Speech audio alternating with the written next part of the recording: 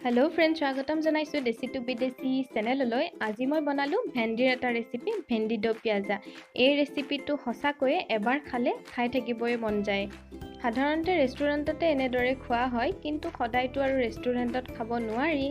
তেনেহলে ঘৰতে এইদৰে সহজতে কেনেদৰে ভেন্ডি দ পিয়াজা বনালো আহকচোন চাও ভিডিঅটো।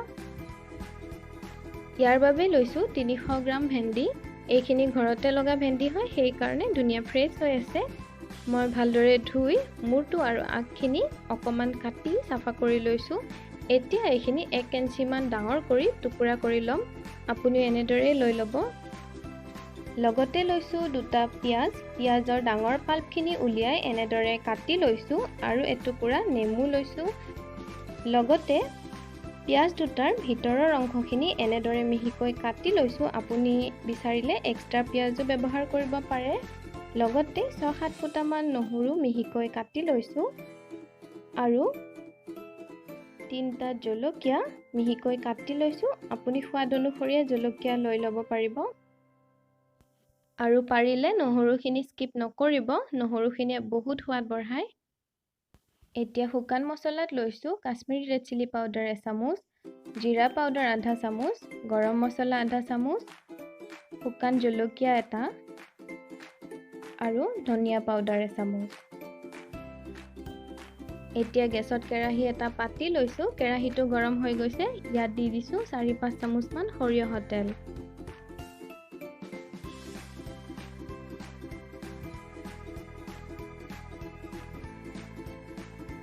তেলখিনিও গৰম হৈ গৈছে।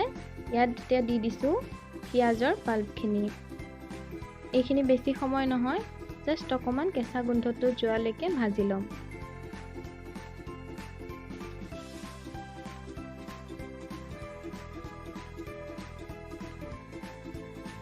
পিয়াজখিনি ভাজি হৈ গ'ল। এইখিনি এতিয়া প্লেট এখনত নমাই ৰাখি দিম। এতিয়া সেই একেখিনি তেলতে ভেন্ডিখিনি দি দিম আৰু ভেন্ডিখিনিও প্ৰায় 50% মান ভাজি লম।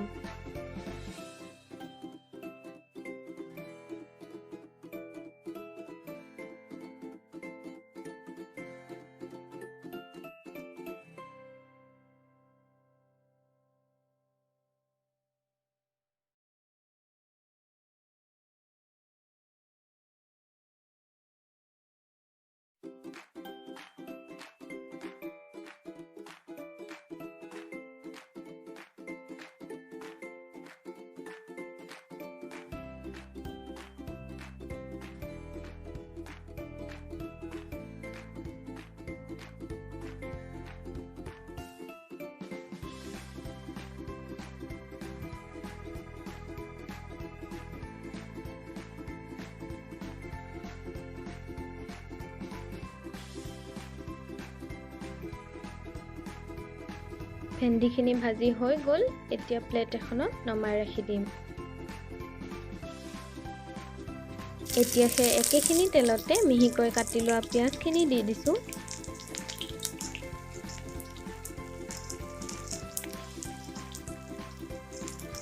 শুকান জলকীয়াটো দি দিছো আৰু অকমান লৰাই দিছো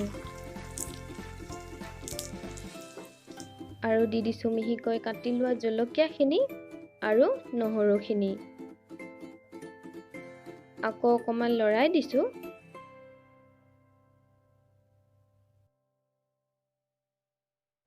আৰু এইখিনি ভালদৰে অকমান ভাজি লম।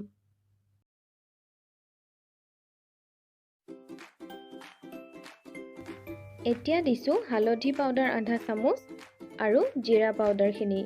এইখিনিও ভালদৰে অকমান লৰাই ভাজি লম।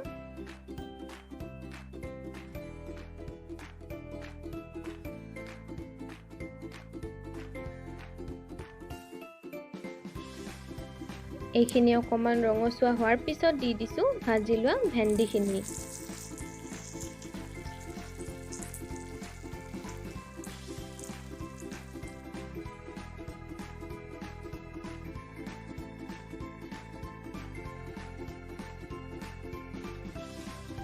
এইখিনি অকমান ভালদৰে লৰাই দিছো আৰু ইয়াত দি দিছো ধনিয়া পাউডাৰখিনি, ৰেড চিলি পাউডাৰখিনি আৰু গৰম মছলা পাউডাৰখিনি। ইয়াৰ পিছত এইখিনি ভালদৰে লৰাই অলপ সময় ভাজি ল'ম। তাৰ পিছত আমি নিমখ ব্যৱহাৰ কৰিম।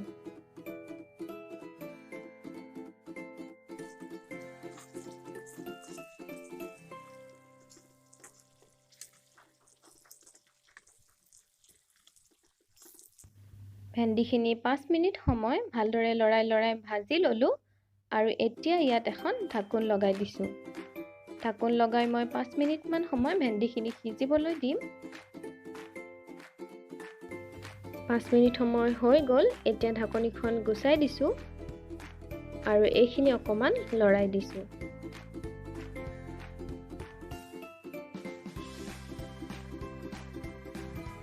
আৰু এইখিনি সময়তে এপিচ ভেন্দি লৈ চাই ল'ব সিজিছেনে নাই। যদি সিজিছে এইখিনি প্ৰায় হৈ গৈছে আৰু যদি সিজা নাই তেনেহ'লে অকণমান সময় লৰাই ভাজি ল'ব।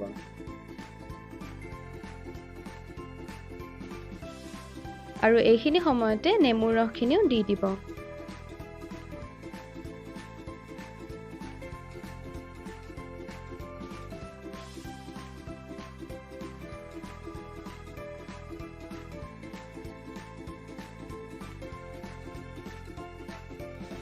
এতিয়া ভাজি থোৱা পিঁয়াজৰ পাল্পখিনি দি অলপ সময় ভাজি ল'লোঁ। এইখিনি এতিয়া হৈ গৈছে। মই প্লেট এখনত নমাই ৰাখি ল'ম। মই এইদৰে প্লেট এখনত লৈ লৈছোঁ। দেখিবলৈ পাইছে, দেখাত ইমান ধুনীয়া হৈছে, খাবলৈ বিৰাটেই টেষ্টি হয়। আপোনালোকে ঘৰতে এনেদৰে বনাই খাব পাৰিব। আৰু যদি ভিডিঅ'টো চাই ভাল পালে এটা লাইক কৰিব, ফ্ৰেণ্ডছ আৰু ৰিলেটিভছৰ মাজত শ্বেয়াৰ কৰিব আৰু ছাবস্ক্ৰাইব কৰিবলৈ নাপাহৰিব। ছাবস্ক্ৰাইব কৰি ভিডিঅ' ন'টিফিকেশ্যনবোৰ পাই থাকিবলৈ বেল আইকনটো দবাই ৰাখিব। আজিলৈ আহিছোঁ, পুনৰ এটা নতুন ভিডিঅ' লৈ আহিম। ধন্যবাদ।